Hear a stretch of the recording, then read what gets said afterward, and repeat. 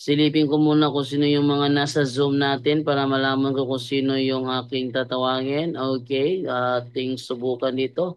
Nauna sa listahan si Brother Romel Palma ng Iloilo. Okay, Brother Romel Palma. Ay, hindi pa yata nakakakita. Okay, so wala pa siyang audio, so hindi pa niya tayo marinig. Tingnan ko Hello na po, ba. magandang gabi. Ayun! Okay, go ahead, Brother Romel. Greetings na ba? Greetings na. Greetings, okay. Ayan, no, unang-una po, no, maraming salamat sa Panginoong Diyos sa ah, blessing po na binigay sa atin and sa time. Shout out and mapagpalang gabi dyan sa iyo, Brother Jando, at shout out po sa lahat ng mga viewers natin ngayon, Facebook at YouTube na naka-tune in sa atin. Dito po kay Sister Emily Suarez sa ating YouTube channel, kay Bong Finlac, Ray Alamer, Stephen Jumampo, Tarael Crisostomo, Juanito Alunan, Merjen Hilyado, Susan Kubakob, kay Jose Gardose, Yam Montejo, Jose Noel Pura, at dito rin po sa ating Facebook page. Nandito po si AJ Francisca Pasihulga, Sister Yam Montejo, Sister Apple Telma Rosales, yung singer ng Punto por Punto, Sister Gingging from Hong Kong, kay Brother Jimmy Munato Jr., Presley Legaspi Rojas, kay Sister Milagros Baredo Magno, kay Sister Gingging Renaldo Samuok, Caroline Tumol, isa rin po sa masugid nating tagapagpanalangin po sa atin, no? Sampaguita Ganda, Darling May Piñaflor Sibonga, Agaton Ray Alfante, Sister Almera Pading, Gwen Isabel, Alex Dikit, and thank you so much po, no, kay Sister Almera Pading na nag-send po ng 100 stars sa ating Facebook page. At yan lang po, no, mga kapatid at mga kaibigan. I hope na ang lahat po ay ready na po for our uh, live tonight. At kung meron kayong mga katanungan po, ay wag po kayong mahihiya na hingin po yung sagot dito sa punto por punto upang tayo po ay makapunto at maunawaan natin ang ating pananampalatayang Katoliko. May God bless us all. Back to you, Brother Jando. And God bless to Okay. your topic. Okay. Andito na ngayon si Divine. At ali-aligid na. So, hindi salita. Inaantok na ito. So, hindi ko natatagalan yung aking topic. Mabilisan lang to. So, pagkatapos ng topic ko, out muna ako para patulogin ko si Divine. So, need ko muna ng backup, ano? Okay, naka-ready na yung ano, yung video, naka-ready na. Nagtimpla na ako Huwag ka naman before commercial bro nag-start. ng gatas bro ah. Oh, sabihin ko na lang Didi. Okay. So, di naman tayo ngayon sa ating next naman na bibigay ng greeting sa gabing ito. Ating tingnan kung nandyan na ba si Brother Romer. Wala si Brother Romer. How about Brother Junre? Oh, ayan si Brother Junre from South Korea. Brother Junre, good evening sa iyo. Brother Yes, Junre! yes, Virgendo, good evening. At good evening din sa lahat ng mga kapuntos sa amang lupalop ng mundo.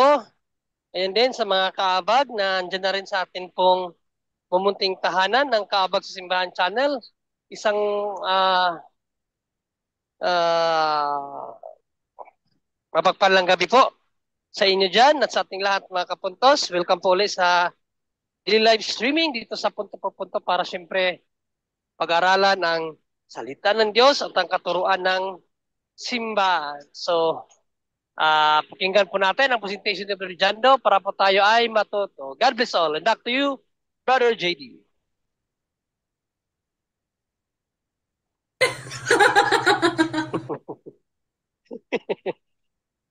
Wala ka boses! Ay, wala. Okay, atin namang ibigay na lang ngayon kay Brother Angel Santos. Sabi ko, Brother, John Ray, sana this time, dala mo na yung charger mo. Okay. Sa atin ang ibigay ni, ano naman, ni Pati Brother... ang pati ang pakbag, dala na. Okay. Atin na maibigay naman ngayon kay Brother Angel Santos sa kanyang greetings and then sa kanyang gospel reflection. Father Angel, good evening. Amen. Praise the Lord. Muli, isang pinagpalang umaga, hapong gabi, saan man sulok kayo ng mundo ng nararating ng punto por punto. Salamat po sa Diyos. Nagkasama-sama na naman po tayo muli para sa isa namang gabi na banal na pag-aaral ng salita ng Diyos. Para po ito sa ating kaligtasan. Ano po, muli, paalala ng ating Panginoong Hesukristo. Gabi-gabi rito, pinapaalalahanan tayo, no, sa huling araw, no, sa huling araw ng buhay natin, pagkamatay natin. Sabi niya, ang salita ko hahatol sa inyo. So, isa sa mga salita niya, gabi-gabi, no, pinagdinilayan natin, maliban sa Ebanghelyo, nagbibigay tayo ng kahit iniisa-isa natin, sinasabi niya mismo. No? Galing mismo sa bibig niya, sabi niya sa 7:21 ng Mateo, hanggang 23, ano sabi niya ron, no? Hindi lahat ng tumatawag sa aking Panginoon, Panginoon, no, makakapasok sa langit, no, kundi lang sumusunod, no. Yeah, tapos ang sabi doon, no, nangaral kami, Lord, di ba? Nagano kami, no? So, nangaral kami, naghimala kami. Ano sabi? Hindi ko kayo kilala. Nako. What more yung mga hindi nangangaral? Yung nga nangangaral, mga kapatid, hindi niya kilala. Bakit? Kayong mga gumagawa ng masama. No? Ibig sabihin, hindi sumusunod. Nangangaral, naghihimala, pero walang pagsunod. Actually, yun ang tema ngayon ng pong Jesus Nazareno sa kapistahan niya, no, ng traslasyon. Pagsunod, no? So, paalala lang po sa atin lahat 'yan, no? Walang kwentang lahat ng mga sakripisyo natin 'yan kung wala tayong pagsunod. No, kung sa pamumuhay mo hindi nakikita yung kabanalan, wala rin, no? Walang kwenta po. Hindi rin po tayo makakapasok sa langit, which is yun ang pinakamahalaga, no? Kaya dito talagang binibigyan natin ng diin yun, kaligtasan, dahil kahit anong gawin mo sakripisyo rito sa punto por punto, misa, ano ka, pero walang pagsunod, wala rin po yun, no? Paalala lang po yan para sa ating kaligtasan.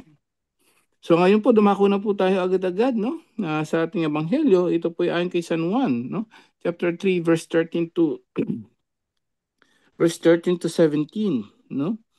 Or 13 to 18. Pag nilayan po natin sa mga hindi nakapagsimba kanina, no, nandito po ngayon ebanghelyo na babasahin natin. Pag nilayan po natin, makinig ang may pandinig.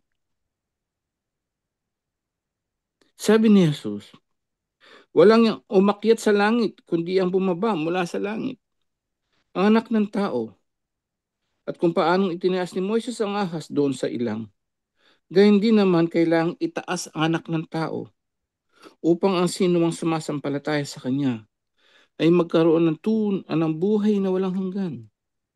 Gayon na lamang pag-ibig ng Diyos sa sanlibutan. Kaya ibinigay niya ang kanyang bugtong na anak upang ang sumampalataya sa kanya ay hindi mapahamak, kundi magkaroon ng buhay na walang hanggan. Sapagkat sinugo ng Diyos ang kanyang anak, hindi upang hatulang maparusahan ang sanlibutan, kundi upang iligtas ito sa pamamagitan niya. Hindi hinahatulang maparusahan ang mananampalataya sa bugtong na anak ng Diyos, ngunit hinatulan ng parusahan ang hindi mananampalataya sa Kanya. Mga kapatid, ito pong mabuting balita ng ating Panginoon. Pinupuri ka namin, Panginoong Hesukristo. Ayan, no, konti pagninilay lamang po, no. Sana makasagot kayo, no. Viva po ang Jesus Nazareno. Hindi ko marinig, sabay ganun, no. So lahat po tayo, no, tatlong beses. Viva po ang Jesus Nazareno. Viva po ang Jesus Nazareno. Hindi, sagot mo, viva. Ay, viva pala. Mali, nagkamali, mali. Okay. So, viva po ang Jesus Nazareno. Viva! Yay! Natempuan mo rin. Isa pa, viva po ang Jesus Nazareno. Viva! Yay! Last na lang, no? At least meron tayo rito sa kahit sa munting ano natin online, no?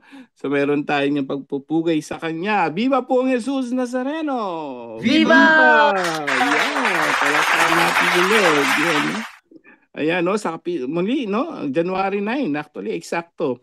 Ngayon po ang kapistahan ng traslasyon po, no? Ng pong Jesus Nazareno. Pinapaalalahan po ang lahat. Hindi po piyesta ng Quiapo Church. No? Hindi po kapistahan ng mismo simbahan, no? Kapistahan po ng traslasyon. Anong ibig sabihin traslasyon ng pong Jesus Nazareno? Yung imahe niya po, yung itim na Nazareno, ito po ang araw na kung saan tinransfer from Intramuros, Recolector Intramuros, 1787 papunta sa Quiapo. Yun po yung pista eksakto, yung traslasyon. No, ibig sabihin ng traslasyon is a Spanish word, no? Sa mga hindi nakakaalam, na ibig sabihin po ay sa English to transfer, to move, no? So ito po ay talagang paglipat. So ang Quiapo Church, hindi iba po yung simbahan ng Quiapo Church, iba po 'yon dahil ang tunay na pangalan ng Quiapo Church, ang tunay na pangalan ng simbahan, ito po ay St. John the Baptist Parish Church, no? Kung hindi nakakaalam, mas kilala kasi sa Poong Nazareno, hindi, imahe po yun, no? Imahin po yun na nililipat sa from Intramuros to to Quiapo Church, to St. John the Baptist Church. Yun po yun, no? So, procession yun, nagre-reenactment tayo ngayon dun sa pangyayaring yun na napakahalaga. Bakit? Dahil napatunayan po nila na ang Poong Jesus Nazareno ng yung sagradong imahe niya ay very miraculous, no? Yan po ay biblical, yes. No? Sa lahat ng nakikinig ngayon, yan ba'y totoo? Pag pinahin mo pa gano'n, of course. No, ang Diyos gagawa ng parang napansin niyo po kahit nga yung no, kahit nga yung nagdurugo ng 12 taon nagdumudugo, no. Hinawakan lang niya yung laylayan, no, yung ano lang, hindi mismo si Jesus. No, damit lang 'yon because of her faith. Ano nangyari? Gumaling siya. So, si Apostol Pablo, ganun din, kahit mga gamit ni Apostol Pablo noon, no, ginahawakan lang ng mga tao. Yung gamit niya, yung panyo niya, yung kahit yung parang tuwalya or something, no, mga saklat ng gawa. Pag binasa mo yun, mga kapatid, ganun din because of their faith. Ano man, yung mga relikya, first class relic, second class relic, pag hinihipo nila talaga, yung gumagaling. Why? Because of their faith. No? So, yung pagdaloy ng grasya ng Panginoon kahit saan, kaya nga totoo yung mga sacramentals natin. Yun ang wala sa ibang sa ibang sekta, no? Kasi sa atin lahat 'yan biblical, no? Through your faith, kahit larawan 'yan, kahit anong pa man 'yan, no, mga sacramental man 'yan, totoo kapatid. Kapag malakas ang pananampalataya mo, totoong mangyayari. Hindi yung sa demonyo, ha? Ang nagsasabing sa demonyo, lalo yung mga exorcist priest natin sa demonyo, kaya na ganyan din yung mga Pariseo noon kay Jesus. Ang sinasabihan ay galing sa demonyo yan. Agad-agad. No? Bakit nila kailangan sabihin yon? Ang mga Pariseo di marunong magpalay sa demonyo. No? Ang mga ibang sekta ganyan din. Dahil hindi nila kaya yun, wala sila sa tunay na simbahan. So yun na lang pwedeng ibintang sa atin, no? Sa mga lalo na sa mga exorcist priest natin. Nakakalungkot. But let's keep praying for them. Okay, so ano nga ba ang ng kapistahan ngayon ng traslasyon ng Poong Jesus Nazareno? No, ngayon po ang tema nila napakaganda. Sabi doon sa 1 Samuel chapter 15 verse 22. Ito po yung tema nila ngayon, no, mas mabuti ang pagsunod kaysa paghahandog. No? Obedience is better than sacrifice. No, paalala po sa atin lahat 'yan. Actually nung nagmisan diyan si Cardinal Tagle noong ganun din ang pinapaalala sa tao. No, devotion, pero walang pagsunod. Alam niyo po, naalala ko tuloy ito, true story sa akin nangyari, mga kasamahan ko noon sa charismatic noon na naghahayo kami ng Mama Mary. January 9, ganito po.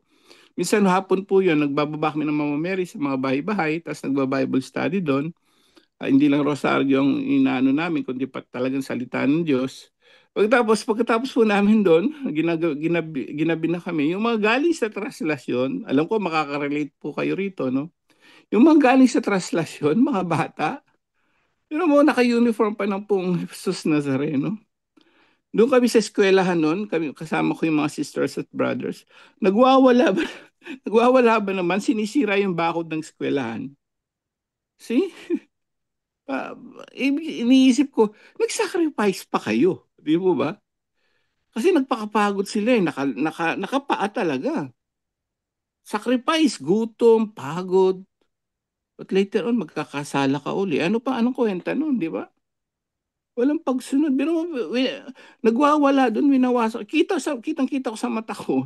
Sabi ko, ano ba ito, Lord?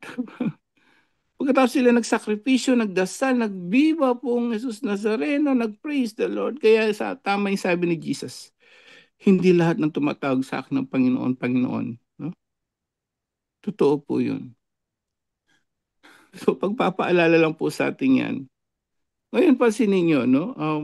Sa ampong Jesus Nazareno, pansinin ninyo, no?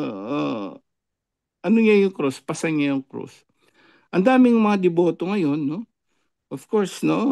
Dahil hindi lang doon dahil sa may kailangan sila, may pinagdadaanan sila, kundi yung iba nagpapasalamat din sa mga miracles. Nandyan sila ngayon, halos lahat sila ay may pinagdaraan ng krus. Ikaw, sinong krus mo? Sino ba ang krus mo ngayon? Yung kasakitan mo ba? Financial problem mo ba?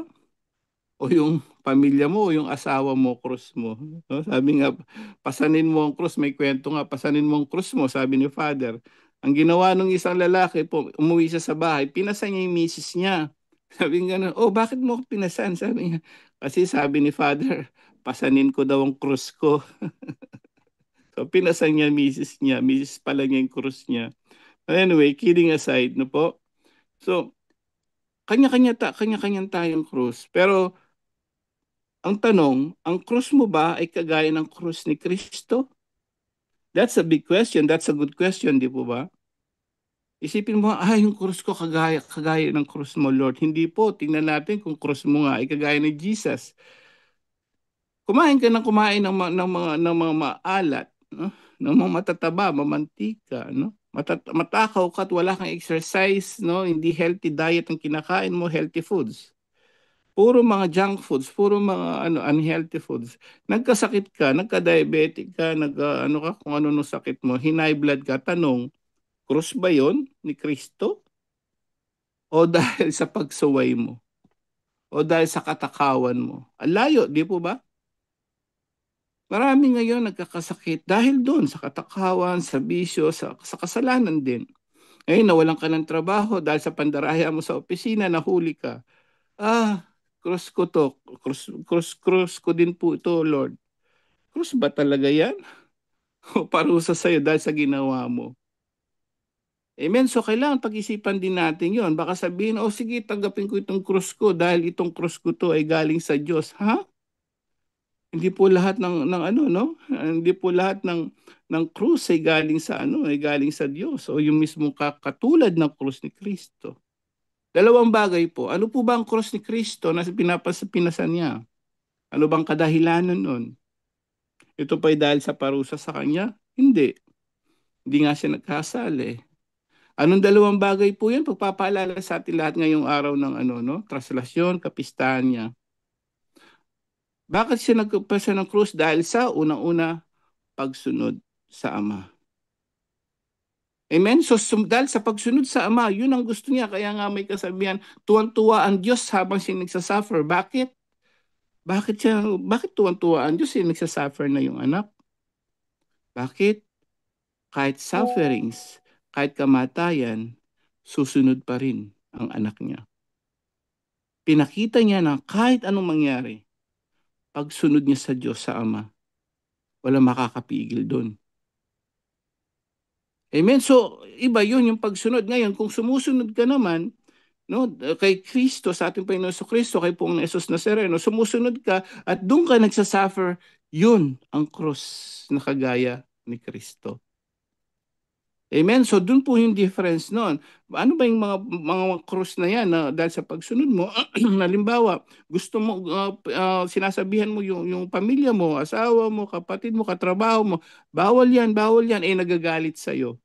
Sabi ng Biblia, sabi ni Jesus, bawal yan, nagagalit ang mga tao.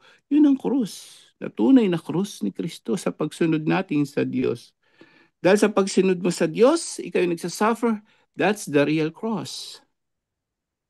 Ang panghuli po yung pag-ibig. No? Kapag umiibig ka unang-una sa Diyos, talagang kailangan mo mag-suffer. Kaya nga sabi ni Jesus kay Apostol Pedro, no? Sabi niya, magsasuffer ako, mamamatay ako. Ano sabi ni Apostol Pedro? Ay, hindi mangyayari yan. Naku, ano sabi ni Jesus? Lumayo ka sa akin, Satanas. Bakit? Ang iniisip mo, hindi isip na para sa Diyos, kundi sa tao. Dahil sa Diyos, kailangan mo muna mag-suffer. Kahit makapangyarihan siya, kailangan mo mag-suffer. Dahil yun ay pag-ibig niya sa Diyos, Ama. Dahil yun ang plano niya. Ganon din sa atin, no? Ang pagsasuffering, tandaan po natin, hindi lahat ng cross natin ay dahil dun sa pagsunod natin kay sa Diyos. Maraming sufferings dahil sa pagsuway. No, paalala po yan. Ano ba ang sufferings mo ngayon? Ano ba yung cross mo ngayon? Ito po ay galing sa Diyos o galing sa pagsuway natin? At panghuli, sabi sa Juan 8:31, sabi ng pong Jesus Nazareno, kung patuloy kayong susunod sa aking turo, kayo ay tunay na mga alagad ko. Ibig sabihin, sa lahat ng mga deboto, ang tunay ni deboto ay masunurin sa turo ni Kristo at turo ng simbahan. Amen. Yun lang po, naway gabayin tayo ng banal na espiritu ngayong gabing ito. To God be the glory. Salamat po at good luck sa iyo ngayong topic ngayon, Bro Jando, no? So back to you, Bro Jando. To God be the glory. Viva po ang Jesus Nazareno! Viva! Amen. Back to you, Bro Jando. Okay, thank you. Naririnig niyo ba yung background ko? Naririnig ba kayo sa background ko? Wala, bro, wala. Kasi, ayan. Wala naman, wala. Okay, sinisiguro ko lang kasi si Diba nito, lakas-lakas sa cellphone eh.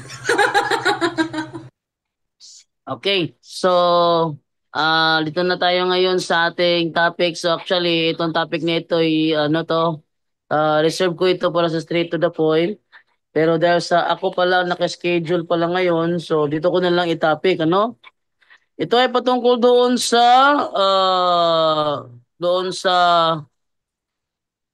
topic na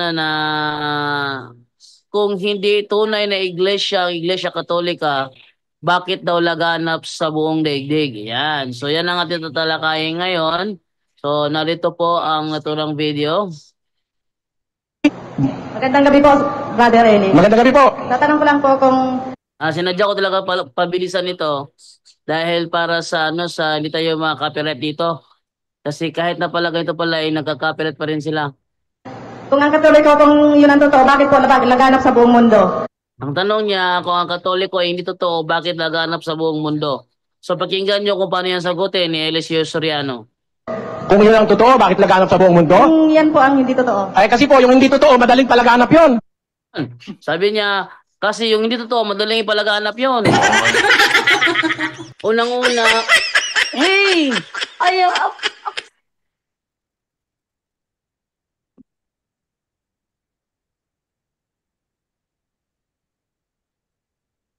Okay, so ituloy po natin ang sabi ganito.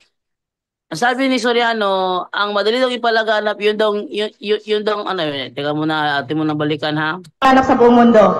Kung yun ang totoo, bakit laganap sa buong mundo? Kung yan po ang hindi totoo. Ay kasi po, yung hindi totoo, madaling palaganap yun. Oh, yung hindi totoo, madaling ipalaganap yun. Sa yung iglesia ba ang tinutukoy ng ganong sentido o yung chismis? Ito yung isang example ng isang bulang tagapagturo.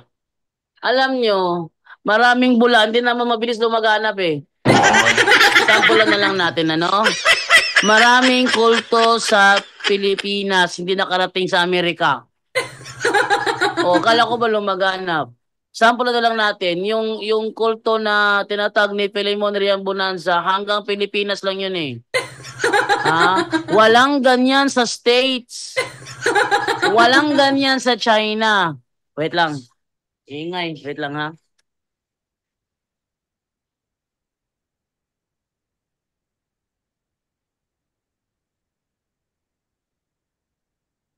Ang hirap. Kailangan ko talagang sumigaw. Okay, eto na yun. So, yung kulto, yung kulto sa ano sa Dipolog, yung kay Paulino Ungkoy Agapay ay hanggang Dipolog lang yon, walang ganun sa States, walang ganun sa Japan, walang ganun sa China. Wait lang muna, excuse muna ako ah.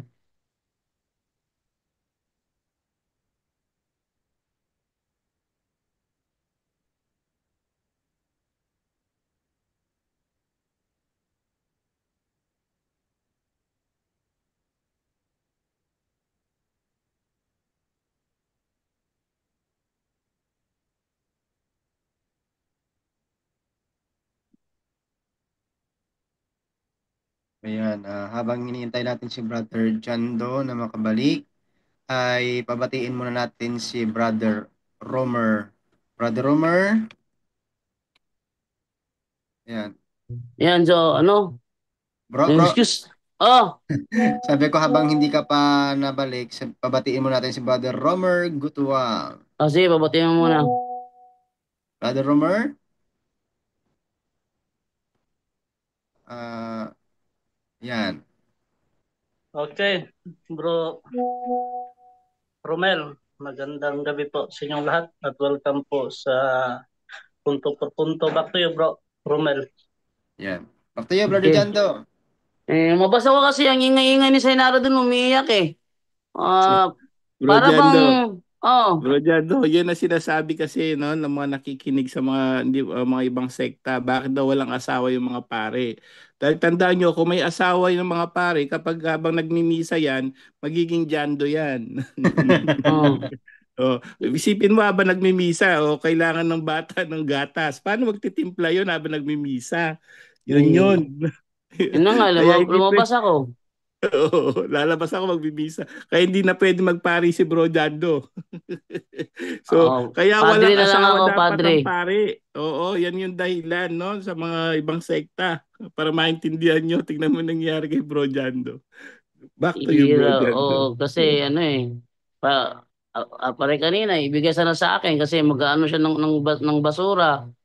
Wag ngayon, ano ka ba, topic ko ngayon. Tapos iniwanan na lang doon sa para may kalikutin. Ano ba naman to? May ingay Paano, si paano Sainara. kung may asawa si father, no? Tapos sabihin, Oo. yung basura itapon mo. Oh, alam Sabi ni nyo. father, sandali lang po ha. Paano mangyayari yun, no? Ito pa si Divine, no? Ayan, no, didikit-dikit na. Pag ganito to, inaantok na ito.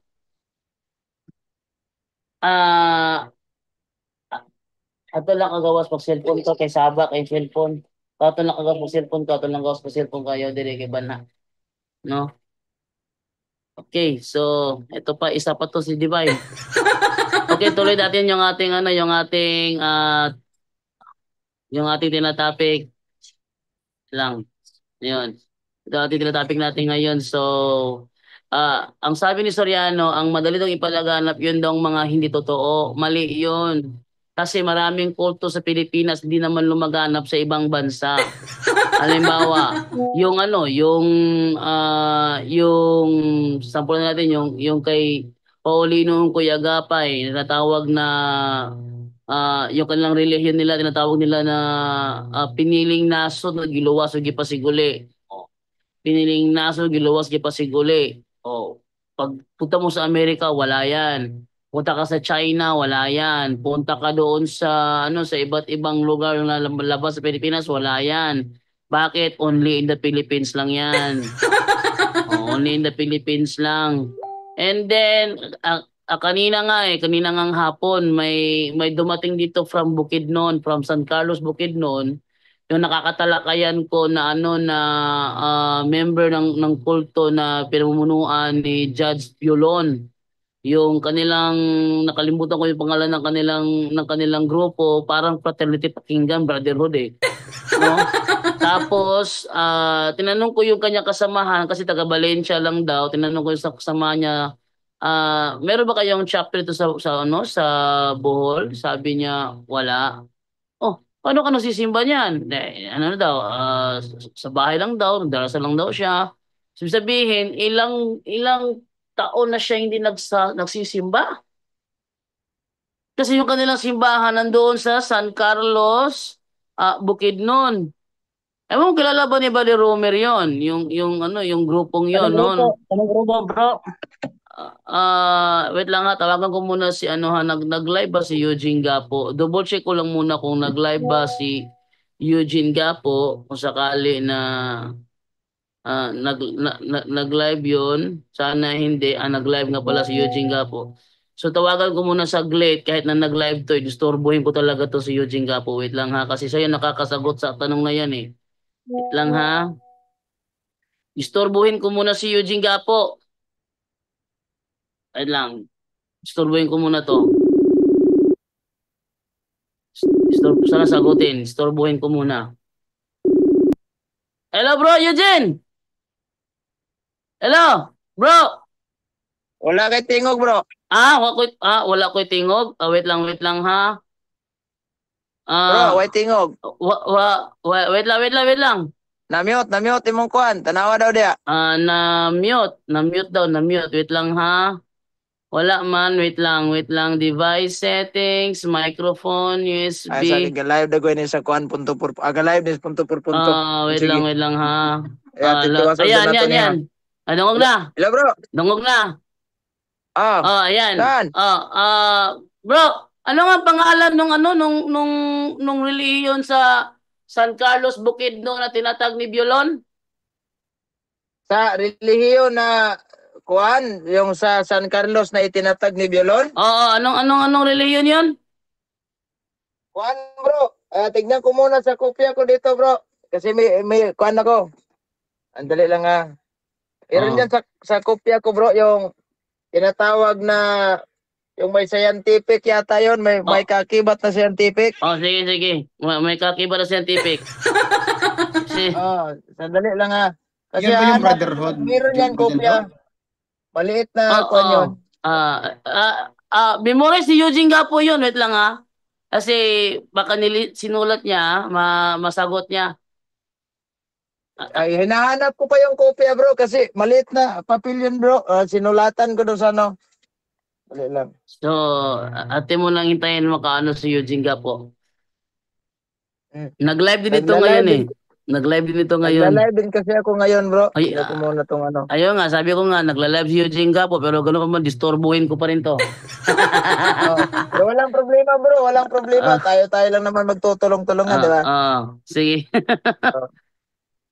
Dali. Kasi kanina may debate ako ni Butlay. Yun, ginalaw ko yung papel na yun. Yung, ano ba yung pangalan sa relihiyon nila? Yung Mahaba God yun, bro. Universal Brotherhood ba Church yun? of... God Universal Brotherhood, bro? Ano ba yun? God's Universal Brotherhood ba yung Brother Eugene? Oh, yun nga. Parang ganon. Yun. God's Universal Brotherhood And spiritual. Scientific. And scientific. Spiritual. Parang ganon yun. Nawala yung kopya ko yun. Nandito lang yan sa tabi. Yung matanda. Yung matanda na ano mo yun, Brother Romel, natampok mo yun? Nakasubaybay ako nanonood ako May kasamaan siya, bro. Si Kwan. Di ko lang babanggitin yung pangalan. Yung tumawag sa akin na binulgar niya yung ni Violon. Yung mga kamalo ni Violon. Ganon? Binulgar niya, bro. Kasi sabi ko, bro, na di ba si Violon nagpapakilalang Diyos? O kana yung sogo daw siya ng Diyos. At sabi niya, huwag kang maniwala dyan. Kasi nga yung umagad ni Violon, nakulong pa nga hanggang ngayon. Pinulong daw. Yun. So, yun ang malaking problema doon. Okay, so yun. Kasi Kwan, bro. Nakita na? Sabi niya sa akin. Nakita na? Wala pa, bro. Hinanap ko. Yung sabi niya sa akin, matagal daw siyang, ano ba yun? Yung secretary ni Violon. Matagal daw siyang naging secretary ni Violon ba yun? Yung anong taon na yun? Tumawag na sa akin, in-interview ko siya dito sa live ko. Lahat ng mga kuan at mga yung kamalo ni Violon, binulgar niya. Sabi ko, mabait na tao daw tong, sabi ni Kuan, yung matandang kausap natin kanina. Mabait na tao daw yun si Violon. Anong mabait? nakulong pa nga yung umagad niya. Yung ganon. Ah, Kasi mayroon daw siyang kuan bro, mayroon siyang yung unang tayo ni Biolon na simbahan, iba yung pangalan. Pangalawa na daw yan, yung anak nagrehistro niya. At okay. at yung membro niya, sabi ko, ilan na ba yung membro niya doon sa Don Carlos? Hindi nga daw umabot ng 1,000. Oy, hindi mabot sa 1,000? Kahit Hindi konti daw lang yan, umabot ng bro. 1,000 yung membro. Ah, Don Carlos lang yan. Don Carlos, no? Doon lang yan, bro. Hindi na yan. Nakaabot dito eh. Okay. So, ayun lang, Brother Eugene. Yun lang sadya ko. God's Ito bro, nahanap ko na bro. Okay, ano pangalan? Ang pangalan niya bro is God's Universal Brotherhood, Spiritual and Scientific Unity. Ayun. Tas Naitatag yung nung 1969 to 1981, mali daw po yung sinasabi niya na 1969 na tayo. 1973 daw ito natayo. 1973 saan? Sa Don Carlos, Bukidnon. Don Carlos At yan Bukidnon. si Biolon daw, sabi niya, ako, membro ako ni Biolon. Matagal akong naging sekretary ba yung sinasabi niya. Tinuruan po kami kung paano manloko. Tinan nyo. Tinuruan kami kung paano daw manloko ng tao. Para maakit daw sa kanilang samahan. Sabi ko, mayroon bang naloko? Hindi, kasi namatay na si Biolon, nagsialisa na yung ibang mga miyembro. Ako nga, nagtiwalag na, nagtuliko na ako. Sabi niya, yung anak niya, kasi na-expire daw yung rehistro. Tawag dito, yung rehistro. Sabi ko, God's Universal Brotherhood ba ito, di ba? Oo, pero dinagdagan daw ng Spiritual and Scientific Unity kasi hindi daw marehistro kapag walang dagdag. Kaya expired na daw. Yan yung dinagdag niya, Spiritual and Scientific Unity. Yun. So, 1973 siya natatag. San Carlos, Bukidnon. Then sa Bukidnon. Okay, yun lang Brother Eugene. Thank you sa yung pagsagot. Sige bro. Ayan. God bless. Okay. Yan. So, yun po si Eugene Gapo. So, yan ha. Hindi po yung sinasabi ni Eli Soriano na madaling lumaganap, yung hindi totoo, kasinungalingan 'yon. Hindi totoo 'yon. Baka kako chismis, ganun. Madaling lumaganap ang mga chismis. Kasi may pagka-chismosa rin paminsan-minsan to si Soriano. Pero pag sinabing iglesyang tinatag, hindi yan lalaganap ng ganyan-ganyan lang kung hindi totoo yan. Tingnan niyo ha. Lumaganap nga yung mga relihiyon nga hindi tatag ni Kristo. Ito pa kay tatag ni Kristo. Natural lalaganap ito. So ating pagpatuloy yung sinabi dito ni Soriano. Pakinggan nyo sa awit 37, ganito nakasulat. 37-35. Ayan. So, kinamit ni Eliseo Soriano ang awit 37-35. So, ating silipin kung ano ang nilalaman ng awit 37-35 at ipapakita ko sa inyo hindi nakakaunawa ng Biblia ang dating daan. Okay? Awit 37-35. Tandaan nyo ang tanong bakit lumalaganap? Bakit lumalaganap ang Katoliko kung hindi ito tunay na iglesia? Ang sabi ni Soriano, talagang madaling lumaganap ang mali. Pakinggan natin ito sinasabi ngayon sa 37-35 ng awit. Aking nakita ang masama sa malaking kapangyarihan at lumalaganap na gaya ng sariwang punong kahoy sa kanyang lupang tinubuan. Okay? So, ating alamin kung iglesia bang tinutukoy dito. Very simple lang yan. Ating simulan ng basa dito sa 20. Yan. Ngunit ang masama ay mamamatay at ang mga kaaway ng Panginoon ay magiging gaya ng taba ng mga kordero. Sila ay mga pupugnaw sa usok, mga pupugnaw sila. Ang masama ay humihiram at hindi nagsasauli. Ngunit ang matuwid ay naghahabag at nagbibigay. Sapagkat ang mga gayong pinagpala ng Panginoon ay mga gmamana ng lupain at silang sinumpa niya ay mahihiwalay. Ang lakad ng tao'y tinatag ng Panginoon at siya'y nasasayahan sa kanyang lakad. Bagaman siya'y mabuwal, hindi siya lubos na mapapahiga, sapagkat inaalalayan siya ng Panginoon ng kanyang kamay. Ako'y naging bata at ngayon matanda, ngayon may hindi ko nakita ang matuwid na pinabayaan. Niyang kanyang lahi man ay nagpapalimos ng tinapay. Lahat ng araw ay nahahabag at nagpapahiram at ang kanyang lahi ay pinagpapala. Ikaw ay humiwalay sa kasamaan at gumawa ka ng mabuti at manahan ka magpakailanman, sapagkat iniibig ng Panginoon ang kahatulan at hindi pinababayaan ng kanyang mga banal. Sila iniingatan magpakailanman, ngunit ang lahi ng masama ay mahihiwalay. Mamanahin ang matuwid ang lupain at tatahan doon magpakailanman. Ang bibig na matuwid ay nangungusap ng karunungan at ang kanyang dila ay nangagsasalita ng kahatulan. Ang kautusan ng kanyang Diyos ay nasa kanyang puso. Walang madudula sa kanyang mga hakbang. Inaabatan ng masamang matuwid at pinasisikapang patayin niya siya. Hindi siya iiwan ng Panginoon sa kanyang kamay ni parurusahan man siya pagka siya'y nahatulan.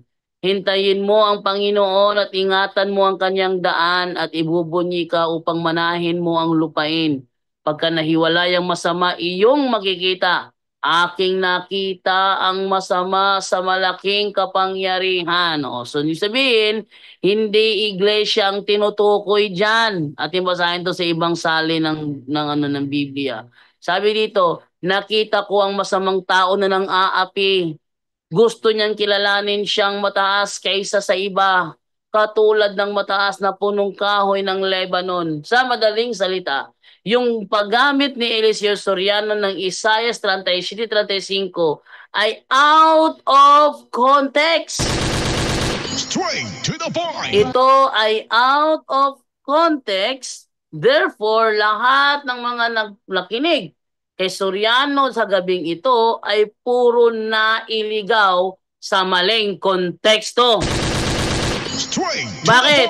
Kasi pag mali ang sabi nga ni Father sino yung pinatay si Father Nilo, Father Richmond Nilo, kapag nagbasa ka ng Biblia at mali ang unawa mo at yung maling unawa mo ipinangaral mo sa mga tao, ini-spread mo sa kanila yung maling unawa mo at sila nakinig sa'yo, pati sila damay-damay na dito. Pag yan ay impyerno, mas lalo kang mananagot sa Panginoon dahil ikaw ang nadahilan kung ba't nga impyerno ang mga yan. At peligro talaga kapag nag-i-interpret ka ng mali. Okay? So, yung paglaganap ng Katoliko, yun ba ay dahil siya ay hindi tunay? Mali. Siya ay lumaganap sapagkat sinabi ng Panginoong Jesucristo, ayon sa Mateo 28:19, kung ating babasahin yan, sabi ganito, Mateo 28:19, kaya puntahan ninyo ang lahat ng mga lahi at gawin sila mga tagasunod ko.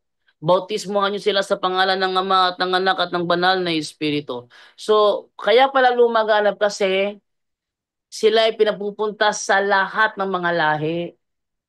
Ito ang dahilan kung bakit lumaganap ang Iglesia Katolika. At take note, sabi ni Soriano, hindi niya kilala kung sino ang tatawag ng Iglesia Katolika kasi hindi pa siya tao noon 2,000 years ago. Sa madaling salita, ang Iglesia Katolika ay nagsimula 2,000 years ago. So itong pagbigyan niya ng awit 37:35 ay isang maling paraan ng pagtuturo ng Biblia. Dahil hindi naman iglesia ang tinutukoy dito na lumalaganap. Actually, ating basahin yung sa Magandang Balita Biblia, no? The same verse pa rin kasi nag-iba siya sa ang salita ng Diyos. So ating basahin sa Magandang Balita Biblia. Anong pagkakasabi naman dito? O, tingnan ninyo ha. Ako'y may nakitang taong abusado. Itaas ang sarili ang kanyang gusto. Kahoy sa Lebanon ang tulad nito. Wow. Tama? Ibang-iba. So, ang tinutukoy pala dito na masama, taong abusado. Iglesia Katolika, di naman abusado yung Iglesia Katolika eh. Ang Iglesia Katolika, napakaraming santo. Lahat ng mga turo sa Ebanghelyo for para bumuti yung tao. Pag sila binisita mo, yung kanilang reliyon, pag sila binisita mo, at alaman nilang Katoliko ka, pag yan nagsimula ng mangaral, puro pangtitira ang ginagawa niyan. Pero yung Katoliko, kahit pasukan pa ng ibang relihiyon, pag naghumili yung pare, talagang yan, for the good yan, for the good. Kasi kabutihang asal ang tinuturo diyan, kabutihang asal. No? Hindi yan nagtuturo na na atake. Atake na wala namang pinagbabatayan sa mga ibang relihiyon, di ginagawa ng Katoliko yan. Pero sila ginagawa nila yan ng mga Protestante. Parang kanina, yung nakausap ko kanina, abangan nyo yun. Bukas i-upload ko yun sa YouTube channel ko. Sa Bro Jando Alabado TV. Yung naghanap na talakayan kanina with Brother Dominador Peraper sa San Carlos, Bukidnon. Talagang nagsadya siya dito upang makipagdialogo lang. Nagtaka ako kasi kanina, tinawag ako ni Sherwin, sabi niya may matanda daw na kanyang duda gusto magipagdialogo. Nang nilabas ko, ako maganda yan, nang nilabas ko, hindi ko siya nakilala kaagad. So, tinanong ko pa siya, ikaw yung pastor pastor ng tinuod ng Iglesia ni Cristo gusto magipagdebate kay Father Darwin. Isabay natin to May upcoming debate si Father Darwin, wala pang approval kasi hindi pa naasikaso ni Brother Kaloy. Isang pastor ng grupong tawagin ay tinuod nga Iglesia ni Cristo ang magigipagdebate kay Father Darwin from Bayugan, Agusan del Sur. Siya'y magigipagdebate. So ipa-schedule ko na lang muna. And then, at the same time, pag pumayag na si Brother Kaloy, isasabay ko na rin yung debate ko kay Jared Almasora. Yan. Para naman maganda kasi kapag back to back back to back yung labanan, hindi ba? Parang nangyari doon sa doon Cagayan de Oro, back to back. Nauna si Wendell, ako yung sumunod. So, parang maganda ganun kung ganun yung debate back to back. Okay. So, yun na lang po ang aking kasi kung tutuloy mo pa itong video nito, wala nang kwenta ito, tingnan nyo Aking nakita. Ilagay sa screen, lagay sa screen. Aking nakita ang masama sa malaking kapangyarihan. Ano ang nangyari? At lumalaganap na gaya ng sariwang punong kahoy sa kanyang lupang tinubuan. Nakita nyo, pag masama, madaling makahawa Tama o hindi? Tanong ko sa inyo, sino mas marami ngayon? Masama o mabuti? Yan, tamo? Anong klaseng yun? Anong klaseng mindset yon? Ang tawag sa ganong klase ng pag-iisip ay kaimpentinentihan. Ano ba yung pronounce yun? Sabihin, kalukuhan. Kalukuhan po yung ganong mga argumento. Hindi totoo yung sinasabi niya na pagdating sa iglesia, mas madaling lumaganap ang hindi tama. Mali yun. Kasi kahit INC ni Manalo, natagalan pa siyang lumaganap. Kahit Seventh-day Adventist, natagalan pa siyang lumaganap.